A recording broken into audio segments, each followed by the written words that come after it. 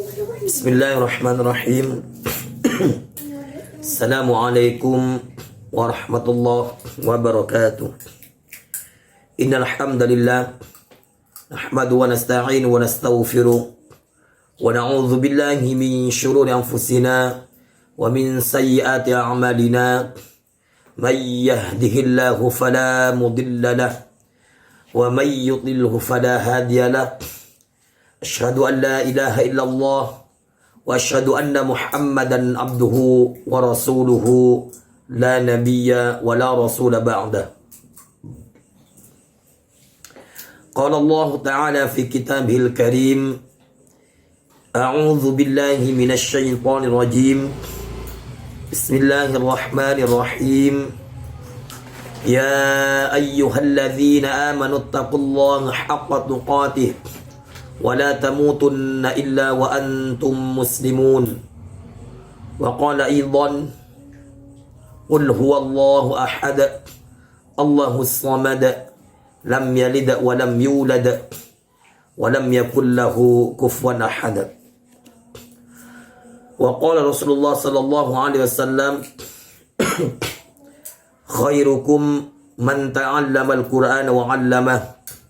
Sadaqallahul azim wa sadaqa rasuluhu an-nabiyyul karim wa nahnu 'ala dzalika minasy syahidin wasyakirin walhamdulillahi rabbil alamin. Amma ba'd. Jamaah yang dimuliakan oleh Allah Subhanahu wa taala, puji syukur senantiasa kita haturkan kepada Allah Subhanahu wa taala atas limpahan rahmat nikmatnya yang Allah masih karuniakan kepada kita saat ini, detik ini. Tentu nikmat yang paling agung, yakni nikmatul iman wal Islam yang masih berada dalam hati kita. Yang ini yang patut kita syukuri jamaah yang dimuliakan oleh Allah Subhanahu wa taala. Agar apa? Agar keimanan kita terus bertambah kepada Allah Subhanahu wa taala. Agar sunnah-sunnah nabinya senantiasa kita bisa laksanakan dengan baik. Kita laksanakan dengan sepenuh hati dan ikhlasan kita kepada Allah Subhanahu wa taala. Salawat beserta salam senantiasa tercurah limpahkan kepada Nabi kita Muhammad sallallahu alaihi wasallam, kepada para keluarganya, para sahabatnya, dan orang yang senantiasa menghidupkan sunnah-sunnahnya ila yaumil qiyamah. Jamaah yang dimuliakan oleh Allah Subhanahu wa taala, pekan yang lalu kita sudah membahas baik itu pada tahsinnya maupun kandungan daripada surat Al-Humazah. Maka pada kesempatan kali ini jamaah yang dimuliakan oleh Allah Subhanahu wa taala, kita mencoba untuk mempelajari yang pertama dari tahsin, yakni memperbaiki bacaan Al-Qur'an kita, memperbaiki kesalahan-kesalahan Al-Qur'an, bacaan Al-Qur'an yang kita lakukan. Mungkin hal itu, kesalahan itu dilakukan oleh kita. Maka pada kesempatan kali ini jamaah yang dimuliakan oleh Allah Subhanahu wa taala, kita akan mencoba mempelajari atau memperbaiki bacaan Al-Quran kita, yakni surah Al-Fil. Jamaah yang dimuliakan oleh Allah Subhanahu wa taala, monggo panjenengan jika mau membuka mushaf Al-Quran, yakni pada suratul Fil atau surah Al-Fil ini, maka insyaallah pada kesempatan kali ini kita akan belajar memperbaiki bacaan Al-Quran kita. Baik jamaah, saya awali dari ta'awud, basmalah, dan dilanjutkan pada ayat 1, 2, 3, 4 dan seterusnya. Jamaah yang dimuliakan oleh Allah Subhanahu wa taala, tidak akan pernah bosan saya menyampaikan kepada antum semua terkait dengan faidah, terkait dengan fadilah atau keutamaan orang membelajar Al-Quran, orang belajar memperbaiki bacaan Al-Quran. Maka salah satu poin daripada orang belajar memperbaiki bacaan Al-Quran, yakni adalah menghindari kesalahan-kesalahan kita dalam baca Al-Quran, terutama kesalahan yang jali, kesalahan yang berat, kesalahan yang mampu nanti merubah makna.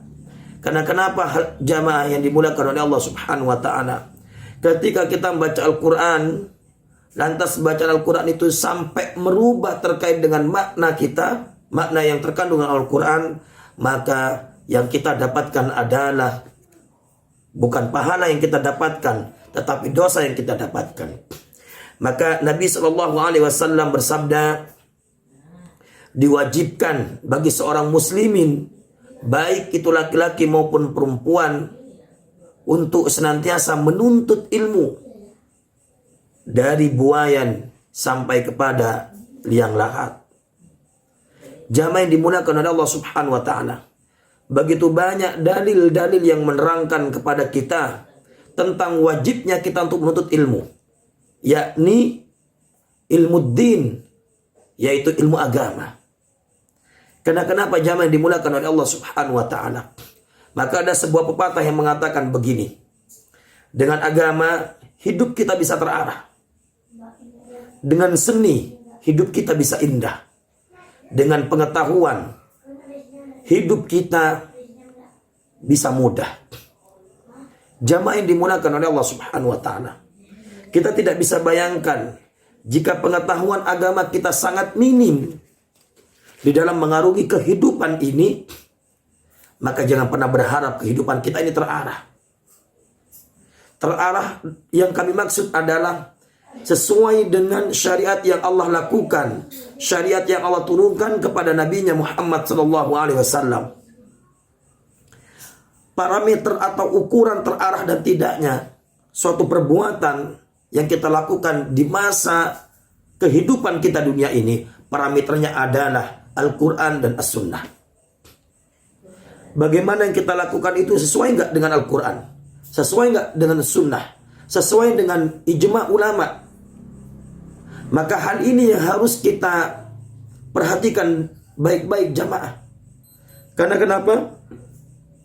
Kalau hal ini, setiap perilaku kita tidak didasari dengan pengetahuan kita tentang agama, maka apa yang kita lakukan itu akan menjadi sia-sia. Kenapa jamaah? Karena syarat diterimanya suatu ibadah kita kepada Allah Subhanahu wa taala dua hal.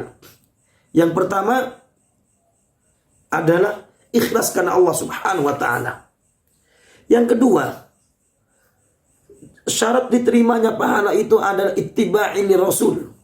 Mengikuti, mencontoh semua apa-apa yang dilakukan, baik itu diamnya Rasul, apa yang dilakukan oleh Rasul, dan apa yang dilihat oleh Rasul. Nah, maka hal ini kalau kita lakukan dalam praktik kehidupan kita sehari-hari sesuai dengan kaidah-kaidah syariat, maka insya Allah amaliyah kita akan diterima oleh Allah Subhanahu wa taala. Maka itu pentingnya jamaah kita belajar din, kita belajar agama. Kalau cuma hanya kita lebih fokus kepada pengetahuan tentang dunia, ingat jamaah, dunia kita hanya sebentar.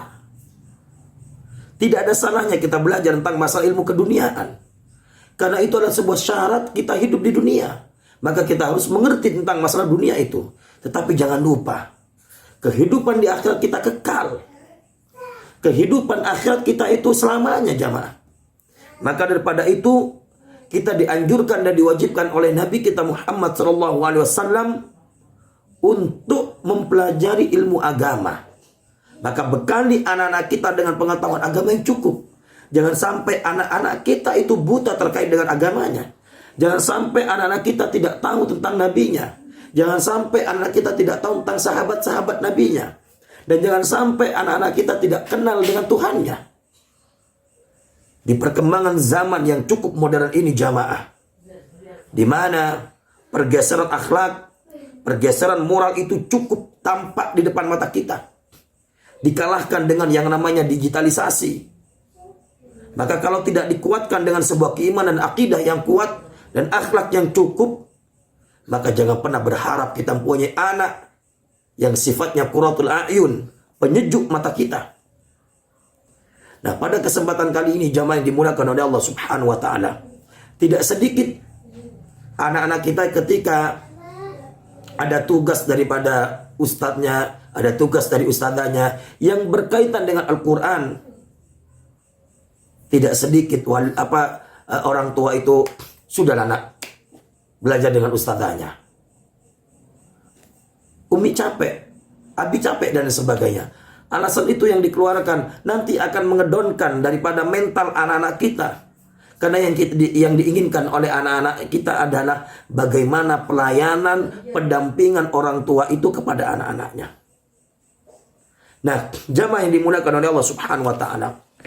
Pada kesempatan kali ini kita akan mencoba untuk belajar tahsinul Quran, belajar memperbaiki bacaan Al-Quran agar kita terhindar dari kesalahan-kesalahan yang sampai merubah atau fasad terkait dengan maknanya. Nah, karena apa? Quran ini adalah kalamullah, firman Allah Subhanahu wa taala. Orang yang membaca Al-Quran, maka sejatinya dia berdialog dengan Allah. Kita tidak bisa bayangkan jika bacaan Al-Quran kita salah-salah, jamaah. Bagaimana mungkin dialog kita itu sampai kepada Allah Subhanahu wa taala? Nah, maka daripada itu, pada kesempatan kali ini silakan kalau mau buka mushaf, silakan dibuka surah Al-Fil. Saya awali dengan bacaan ta'awud dan lanjutkan dengan basmalah. A'udzu billahi minasy syaithanir rajim. Saya ulangi. Harus mencucu karena dhammah. A'udzu. Boleh a'udzu, boleh, atau begini a'udzu, boleh.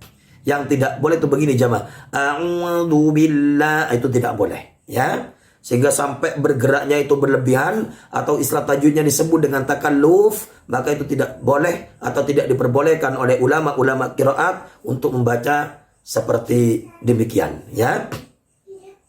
Jadi membacanya cukup santai saja jamaah. A'udzu billahi minasy syaithanir rajim. Nah, kesalahan itu ketika melafalkan shin, asya, tidak asya, jangan sampai bergerak bibir ini karena makharijul hurufnya atau makhrajnya shin berada di lisan atau di lidah, bukan di bibir. Sehingga pelafalannya itu asya, tidak boleh asya, gitu ya. Asyaitoni, huruf to tebal, tidak begini to, tidak. Tebalnya huruf to tidak sampai memonyongkan atau memoncongkan kedua bibir kita, sama seperti biasanya asyaito,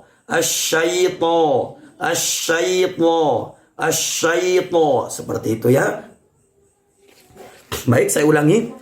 A'udzu billahi minasy syaithanir rajim. Lanjut. Bismillahirrahmanirrahim.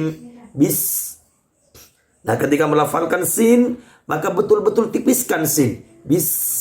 Bismillah, la dibuka. Bismillah, tidak le, apalagi la. Nah, itu tidak ya. Bismillahir, ra-nya tebal. Bismillahir, tidak aru, tapi aru. Bismillahirrahmanirrahim. Seperti itu. Baik. Kita lanjut ayat yang pertama.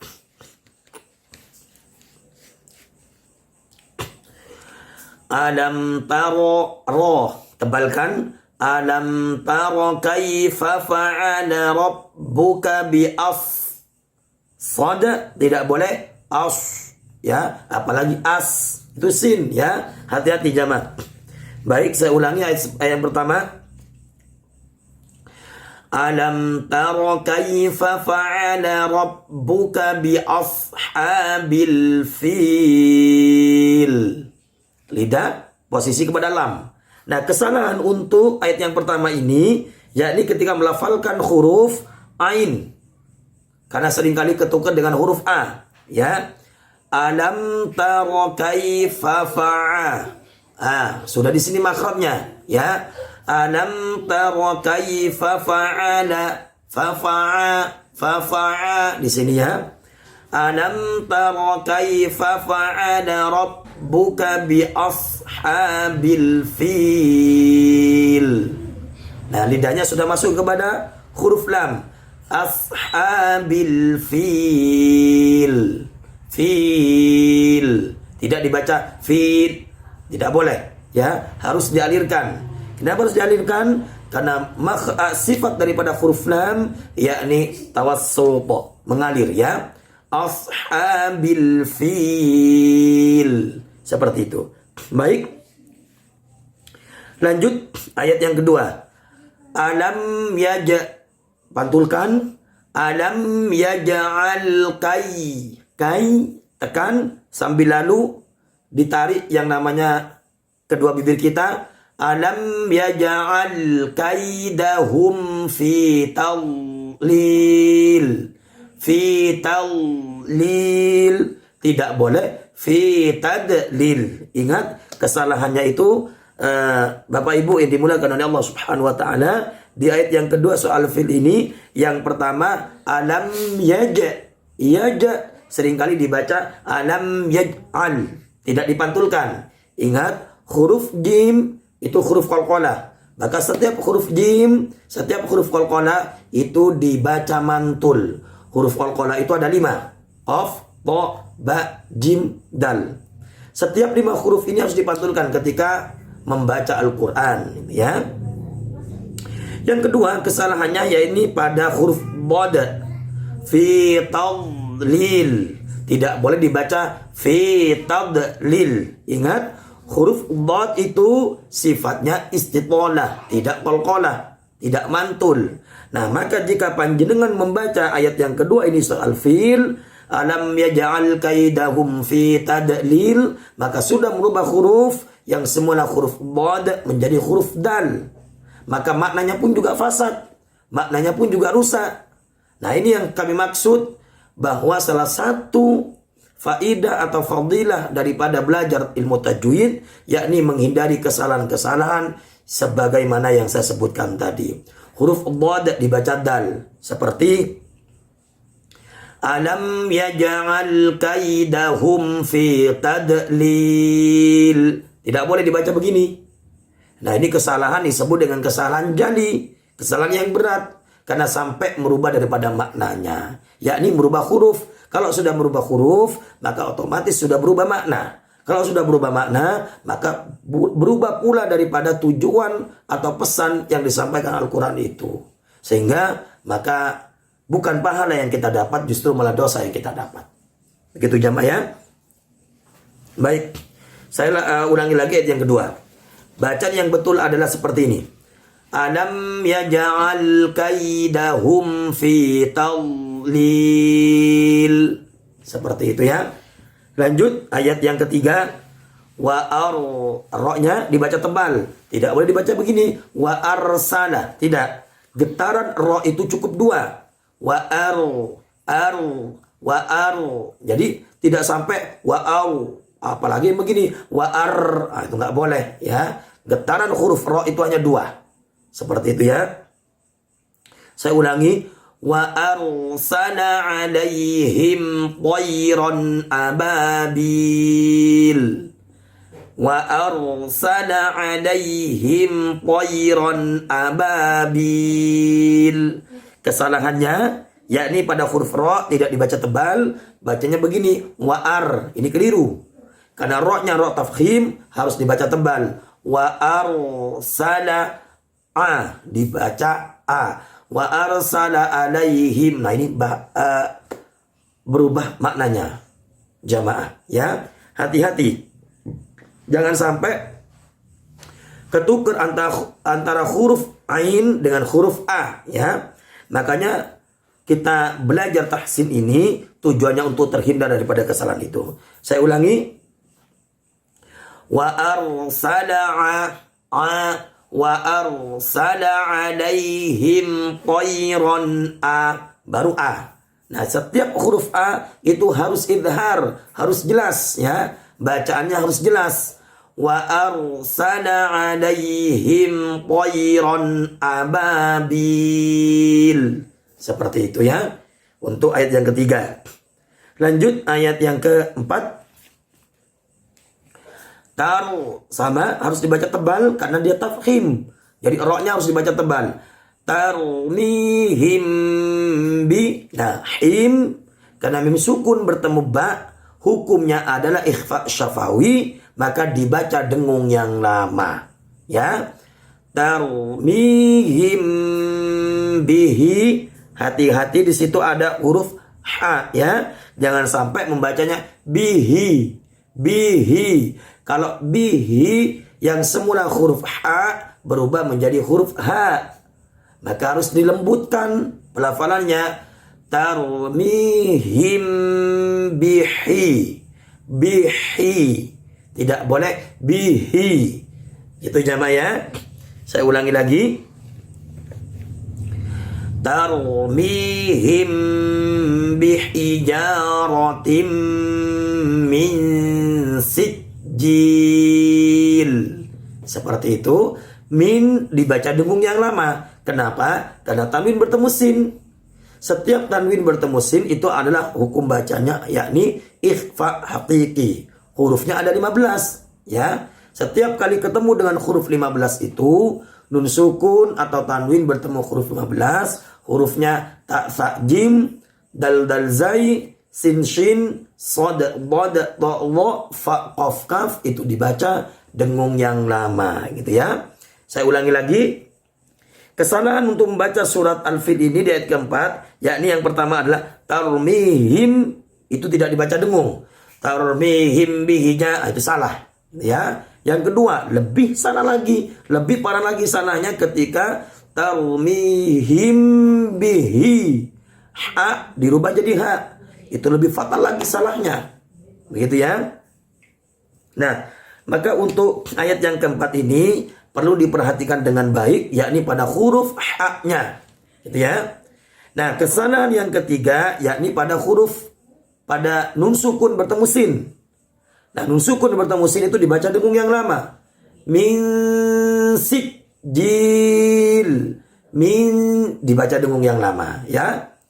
Baik, saya praktekkan dulu untuk bacaan yang benar. Tarmihim bihijaratim min sijil. Seperti itu ya. Ayat yang terakhir. Faja'alahum ka'asfim ma'kul. Ya. Nah, kesalahannya yang pertama adalah faja'alahum ka. Hum ka kadangkala dibaca dengung.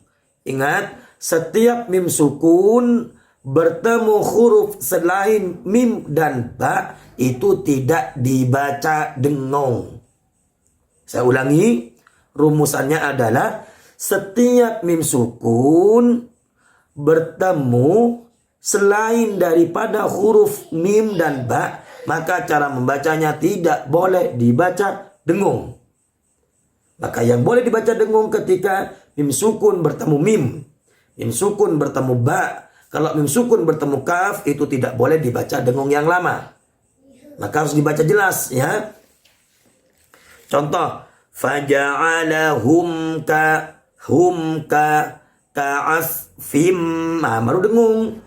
Ka'asfim ma'kul. Fim karena tanwin bertemu mim maka dibaca dengung yang lama ya. Ka'asfim ma'kul. Kesalahan yang ketiga yakni pada huruf kaf. Kadang-kala kita itu kaf ketukar jadi kof sehingga bunyinya ma'kul. Seperti itu ya. Nah, jamaah yang dimuliakan oleh Allah Subhanahu wa taala, di ayat yang kelima ini maka kita perlu diperhatikan dengan baik, yakni pada status dan kedudukan hukum daripada bacaan Al-Qur'an, khususnya di ayat yang kelima. Faja'alahum tidak boleh dibaca dengung, maka dibaca jelas. Ka'asfim, ka'asfim, fimnya dibaca dengung. Ma'kul, kafnya jangan sampai dibaca qaf, gitu ya. Saya praktekkan yang benar. Faja'alahum ka'asfim ma'kul. Ya, saya ulangi. Faja'alahum ka'asfim ma'kul. Seperti itu. Baik, jamaah yang dimuliakan oleh Allah Subhanahu wa taala, mungkin itu saja terkait dengan tahsinul Quran kita pada kesempatan kali ini. Nanti dipraktekkan lagi di rumah, terus dibaca mulai dari surah Al-Asr, surah Al-Humazah, surah Al-Fil, karena itu nanti akan dibaca di setiap kali kita sholat. Jamaah ya. Baik, jamaah yang dimuliakan oleh Allah Subhanahu wa taala. Jamaah, sebagaimana rutinitas kita setiap pekanan ini, bahwa di samping kita belajar tahsin, maka kami akan berupaya dan berusaha untuk menyampaikan intisari daripada makna yang ada dalam soal fil tersebut. Jamaah yang dimuliakan oleh Allah Subhanahu wa taala, bahwa soal fil ini terdiri jumlahnya daripada 5 ayat. Nah, soal fil ini termasuk golongan surat-surat makkiyah, ya. Kenapa? Sekali lagi, surat makkiyah itu yaitu surat ketika di mana Allah Subhanahu wa taala menurunkan firman kepada nabinya Muhammad sallallahu alaihi wasallam ketika atau semasa beliau berada di Mekah. Maka surat tersebut disebut dengan makkiyah. Gitu ya. Nah, jamaah yang dimuliakan oleh Allah Subhanahu wa taala, bahwa surat ini diturunkan sesudah surah Al-Kafirun. Nah, adapun nama daripada surat ini kenapa disebut dengan Al-Fil, maka ini diambil daripada surat tersebut, yakni di ayat yang pertama, Alam taro kaifa fa'ala rabbuka bi ashabil fil, ya. Jadi dari kata Al-Fil yang terdapat pada ayat yang pertama ini, yang tentu Al-Fil itu maknanya adalah gajah.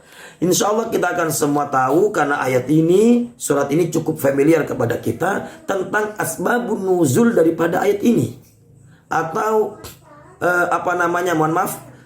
ayat ini yang berkaitan dengan bagaimana tentara Abraha, yang gubernur Yaman itu, yang berusaha dan berupaya untuk menghancurkan Ka'bah dengan pasukannya, dengan bala tentaranya yang Allah Subhanahu wa taala kirimkan, yang disebut dengan burung ababil tersebut, yang burung ababil itu mengambil batu daripada neraka yang dilemparkan kepada pasukan daripada Abraha tersebut.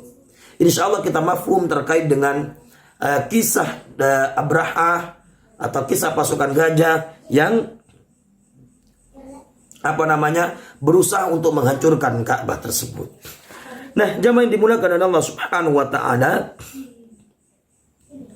surat Al-Fil ini mengemukakan cerita tentang pasukan bergajah, yang mana pasukan tersebut dari Yaman yang dipimpin oleh Abraha yang ingin meruntuhkan Ka'bah. Yang tentu Ka'bah itu di Mekah, ya. Peristiwa ini terjadi pada saat tahun Nabi Muhammad SAW dilahirkan. Insya Allah semuanya tahu. Bahkan di lagu itu ada sebuah lagu, ada sebuah nasyid yang menceritakan tentang sirah nabawiyah, sirah Nabi yang dimodifikasi dengan lagu supaya mempermudah dan mengingat tentang kelahiran Nabi, bahwa terjadinya kelahiran Nabi itu dibarengi dengan terjadinya penyerangan Ka'bah oleh pasukan Abraha dari Yaman tersebut, gitu ya. Nah, jamaah yang dimuliakan oleh Allah Subhanahu wa taala, intisari atau pokok bahasan yang ada dalam soal Al-Fil ini, yakni di mana Allah Subhanahu wa taala menceritakan tentang pasukan bergajah yang diazab oleh Allah Subhanahu wa taala dengan mengirimkan sejenis burung yang saya maksud tadi, ya, yang menyerang terhadap pasukan tersebut sehingga sampai pasukan itu binasa, sehingga tidak mampu menghancurkan Ka'bah tersebut. Nah, baik jamaah yang dimuliakan oleh Allah Subhanahu wa taala, yang pertama, ayat yang pertama, alam taro kaifa fa'ala rabbuka bi ashabil fil, bahwa apakah kamu tidak memperhatikan bagaimana Tuhanmu telah bertindak terhadap tentara bergajah. Artinya, ayat yang pertama ini Allah menegaskan kepada kepada hambanya yang tidak yakin terkait dengan pertolongan Allah Subhanahu wa taala. Kata Allah Subhanahu wa taala, apakah kamu tidak memperhatikan bagaimana Tuhanmu telah bertindak terhadap tentara bergajah? Ini semua pertanyaan yang Allah berikan kepada hambanya. Artinya pertanyaan ini diajukan kepada kita, kepada hambanya, yang tentu tidak yakin atas pertolongan Allah, di mana kita menjalankan perintah Allah Subhanahu wa Ta'ala. Maka di ayat yang lain dikatakan, intan tansurullaha yansurukum wa yutsabbit aqdamakum. Maka barang siapa yang membantu agama Allah, maka Allah akan bantu itu semuanya. Nah, di sini jamaah yang dimudahkan oleh Allah Subhanahu wa Ta'ala. Alam tara kaifa fa'ala rabbuka bi ashabil fil? Allah memberikan pertanyaan kepada kita, apakah kita tidak pernah memperhatikan tentang pasukan gajah, yang mana Allah Subhanahu wa Ta'ala bertindak terkait dengan pasukan tersebut yang tujuannya untuk menghancurkan Ka'bah, sehingga Allah mengirimkan burung tersebut. Akhirnya pasukan tidak bisa menembus daripada Ka'bah tersebut, gitu ya. Yang kedua, bahwa intinya jamaah yang dimulakan oleh Allah Subhanahu wa Ta'ala, yang pertama ini, Allah akan bersama dengan orang-orang yang senantiasa menjalankan syariat Allah Subhanahu wa Ta'ala.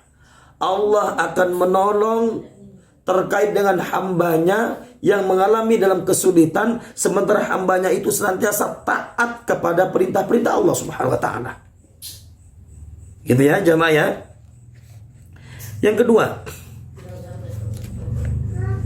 alam yaj'al kaidahum fi tadlil, yang artinya, bukankah dia telah menjadikan tipu daya, tentu tipu daya kepada mereka untuk menghancurkan Ka'bah? Ya, sekali lagi, bukankah dia telah menjadikan tipu daya mereka untuk menghancurkan Ka'bah itu sia-sia? Artinya Allah Subhanahu wa Ta'ala memberikan tipu daya kepada mereka yang tujuan semulanya untuk menghancurkan Ka'bah, yang endingnya niatan tersebut sia-sia. Subhanallah. Rencana Allah itu cukup indah. Kadangkala kita tidak bisa memaknai. Karena apa? Karena kita memperhatikan daripada kepentingan kita. Allah Subhanahu wa Ta'ala itu lebih tahu daripada hambanya. Apa yang kita inginkan, apa yang kita harapkan, apa yang kita inginkan, Allah Subhanahu wa Ta'ala itu tahu. Kadang-kala kita itu berusnudzon kepada Allah, berprasangka yang tidak baik kepada Allah jika Allah berikan jalan seperti ini. Karena kenapa? Tidak sesuai dengan dirinya. Bukankah Allah Subhanahu wa Ta'ala menegaskan dalam Al-Quran itu, kadangkala hal yang tidak baik itu tidak menyenangkan bagi kita, sementara hal yang baik itu tidak menyenangkan kepada kita, sementara hal yang tidak baik itu menyenangkan kepada kita. Artinya apa? Rencana Allah Subhanahu wa Ta'ala itu adalah indah. Rencana Allah Subhanahu wa Ta'ala itu baik, meskipun itu dipandang oleh perasaan kita. Sekali lagi, dipandang oleh perasaan kita bahwa rencana Allah itu begini-begini. Aduh, Allah kok enggak adil ya. Padahal Allah itu memberikan yang terbaik untuk kita. Meskipun hal itu pahit bagi kita. Karena kenapa? Allah itu maha tahu terhadap kondisi hambanya. Yang ketiga jamaah, ayat yang ketiga. Wa arsala alaihim tayran ababil, dan dia mengirimkan kepada mereka burung yang berbondong-bondong. Dia siapa? Allah Subhanahu wa Ta'ala mengirimkan kepada mereka. Mereka siapa? Yakni kepada pasukan Abraha. Allah kirimkan tentara yang namanya burung tersebut. Maka sebagian ulama menafsirkan burung ababil, ya,